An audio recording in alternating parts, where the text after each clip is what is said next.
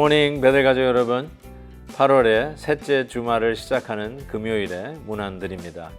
이제 다음 주 월요일이면 베델 클래시컬 아카데미가 모든 준비를 마치고 개강을 합니다. 그동안 함께 기도로 준비하며 교회적으로 마음을 모아왔습니다. 성경적 가치관을 담은 교육 철학으로 이 베델 캠퍼스에서 본격적으로 시작을 하는데요. 계속해서 관심과 기도를 부탁드립니다. 오늘 함께 부를 찬송은 73장 내 눈을 들어 두루 살피니입니다. 다 함께 1절을 찬송하겠습니다. 내 눈을 들어 두루 살피니 산악이라 날 돕는 구원 어디서 오나 그 어디서 하늘과 땅을 지은 여호와 날 도와주신 것이라도다. 아멘. 오늘 묵상할 말씀은 시편 65편 1절에서 13절입니다. 하나님이여 찬송이 시온에서 주를 기다리오며 사람이 소원을 주께 이행하리이다. 기도를 들으시는 주여 모든 육체가 주께 나아오리이다. 죄악이 나를 이겼사오니 우리의 허물을 주께서 사하시리이다. 주께서 택하시고 가까이 오게 하사 주의 뜰에 살게 하신 사람은 복이 있나이다. 우리가 주의 집 곧 주의 성전의 아름다움으로 만족하리이다. 우리 구원의 하나님이시여 땅의 모든 끝과 먼 바다에 있는 자가 의지할 주께서 의를 따라 어미하신 일로 우리에게 응답하시리이다.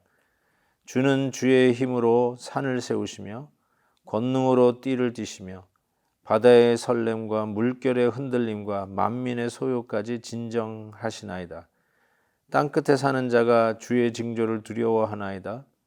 주께서 아침 되는 것과 저녁 되는 것을 즐거워하게 하시며 땅을 돌보사 물을 내어 심히 윤택하게 하시며 하나님의 강에 물이 가득하게 하시고 이같이 땅을 예비하신 후에 그들에게 곡식을 주시나이다. 주께서 밭고랑에 물을 넉넉히 대사 그 이랑을 평평하게 하시며 또 담비로 부드럽게 하시고 그 싹에 복을 주시나이다. 주의 은택으로 한 해를 관씌우시니 주의 길에는 기름방울이 떨어지며 들의 초장에도 떨어지니 작은 산들이 기쁨으로 띠를 띠었나이다.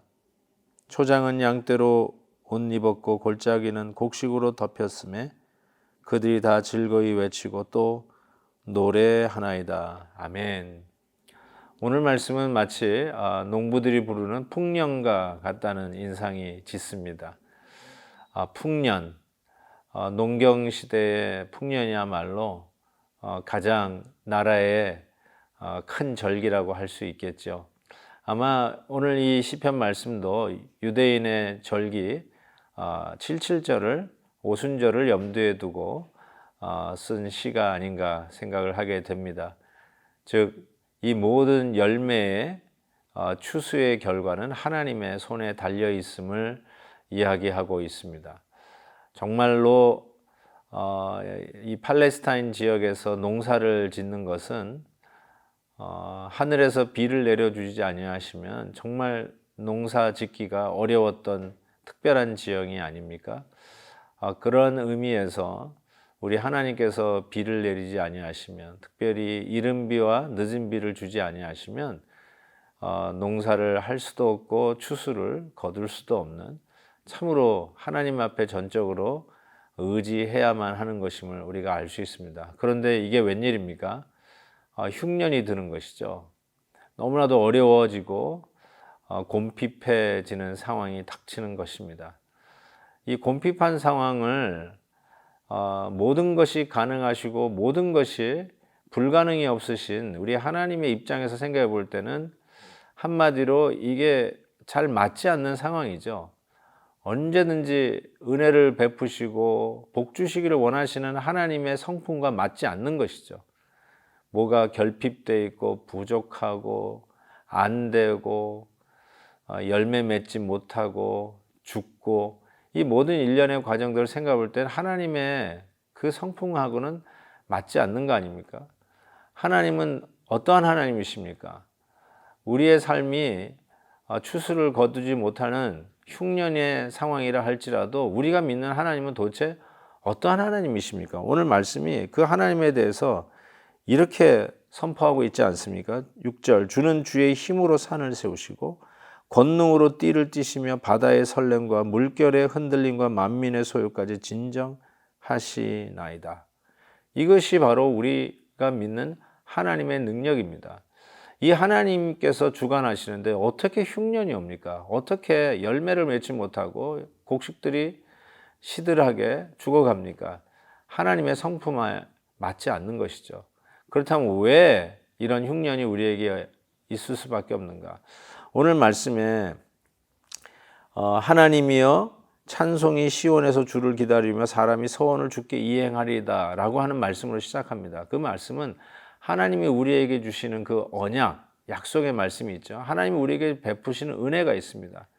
그러면 두 번째로는 우리가 거기에 대한 믿음의 반응이 있어야 되죠. 당연한 듯이 받는 게 아니라 감사합니다. 그리고 그 받은 은혜대로 살겠다고 하는 반응이 있어야 되죠. 그러면 그 믿음의 반응이 어떤 열매로 나타나는가? 풍성한 열매로 나타나는 것이죠. 이것이 삼박제예요. 하나님의 은혜, 우리 성도들의 믿음의 반응, 세 번째 풍성한 열매. 이게 하나님의 어쩌면 공식이라고 할 수 있는데 이게 웬일입니까? 흉년이 들었습니다. 그러니까 우리가 돌아다 봐야 될 게 무엇이죠? 하나님의 은혜가 없느냐? 아니요. 하나님은 여전히 어제나 오늘이나 영원히 동일하신 은혜로운 하나님이십니다. 결국 우리의 순종에 믿음의 반응에 문제가 있는 것이죠. 그래서 오늘 말씀은 사람이 서원을 주께 이행하리이다. 우리가 허물과 죄가 있사오니 용서하여 주옵소서 하면서 믿음으로 하나님 앞에 나아가는 이 시인의 모습을 보게 됩니다. 제가 한 미국 목사님의 설교를 듣는 가운데 이런 예를 들으시더라고요. 만약에 하나님께서 시리얼 박스 비즈니스를 한다면, 그러니까 시리얼 비즈니스를 한다면 시리얼 박스를 어떻게 할까? 무슨 말인가 해봤더니 여러분 아침에 아이들이 시리얼 잘 먹죠? 그 시리얼에 우유를 넣어서 이렇게 간단하게 아침 식사를 하게 되는데 그 아침 시리얼 박스가 보기 크지 않습니까? 그래서 야, 이 정도면은 뭐 한두 주 충분히 먹겠다. 그래서 시리얼 박스를 열어보면 그 안에 담겨 있는 그 시리얼 내용물은 그 박스 사이즈의 반도 채 안 돼 있는 것 같아요.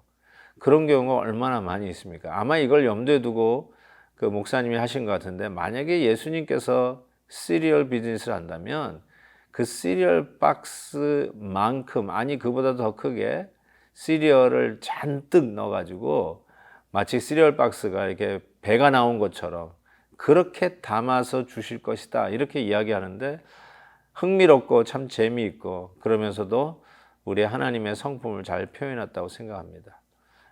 여러분 슈퍼마켓 가서 시리얼 박스에 담겨져 있는 내용물 박스 사이즈의 반도 안 되는 것과 같은 것을 발견하면서 실망하셨나요? 그게 어쩌면 우리들의 사이즈죠. 그러나 주님은 풍성하신 분입니다. 잘 되기를 원하시고 우리가 믿음 가운데서 하나님이 약속하신 그 풍성한 열매를 맺기를 원하실 것입니다.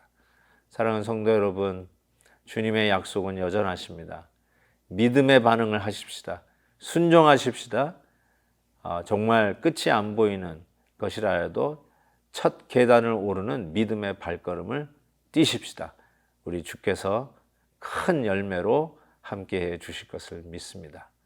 사랑의 하나님 아버지 감사합니다.